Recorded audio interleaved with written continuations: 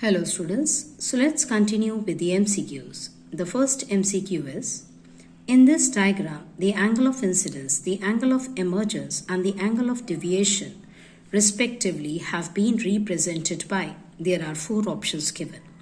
Now angle of incidence is first and then angle of emergence.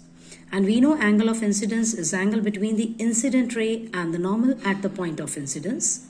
Angle of emergence is the angle between the emergent ray and the normal at the point of emergence. And then we have angle of deviation, which is angle between the incident ray and emergent ray. So I, E and delta. So let us try to find out the letters which are representing these angles.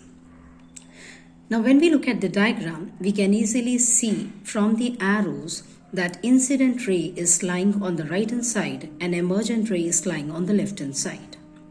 And so, as I've told you, so I hope it is clear to you that P is angle between the incident ray and the normal at the point of incidence.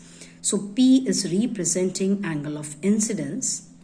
And Y is angle between the emergent ray and the normal at the point of emergence. So P is angle of incidence, Y is angle of emergence. And we have seen that incident ray is produced by dotted lines here and emergent ray is produced backwards by dotted line. And Z is an angle, Z is here the angle between the incident ray and emergent ray. So Z is angle of deviation. So P, Y, Z. P stands for angle of incidence, Y for angle of emergence and Z for angle of deviation. So C is the correct option. Hope it's clear to you, students. Next MCQ is, the danger signals installed at the top of tall buildings are red in color. These can be easily seen from a distance because among all other colors, the red light. There are four options given. If you have watched the videos related to these concepts, I hope your concepts are clear and you know the answer. We know that among all colors of the spectrum, red color is least scattered by smoke or fog. So B is the correct option because red color is scattered the least by smoke or fog. So it can be easily seen from a distance. Now, so A option, so B is the correct option, no doubt at all. Let us look at the other options. A, C are wrong. D moves fastest in air. We know that all colors travel at same speed in air. Okay, I hope it's clear to you. B is the correct option. We were just looking at other options to comment on each sentence. Next question is, which of the following is incorrect statement? Remember, which of the following is incorrect statement? So out of the four options given four options given, we have to choose one correct option. First is concave mirror can form a magnified virtual image. Concave mirror can form a magnified virtual image. This is true. A convex mirror can form a magnified real image. False, because we know that convex mirror always produces virtual erect and diminished images. All of us have seen the convex mirror as a rear view or side view mirror in vehicles. And we always see the images in the mirror as virtual erect and diminished.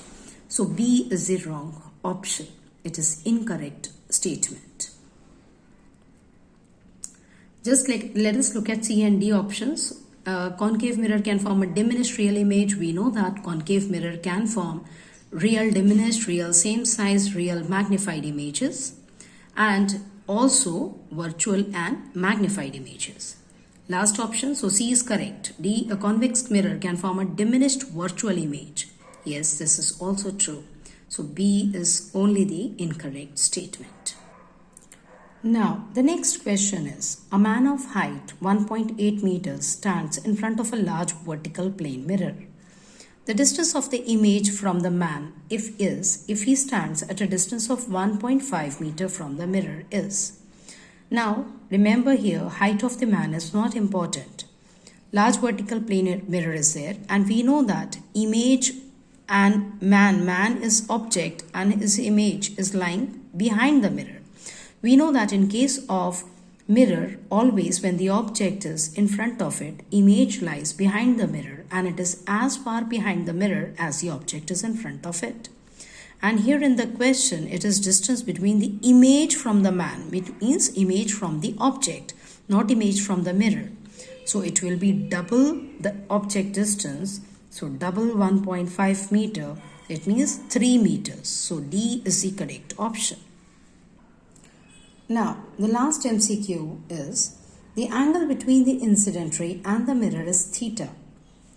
So angle between the incident ray and the mirror, not the normal, okay? So this is not an angle of incidence.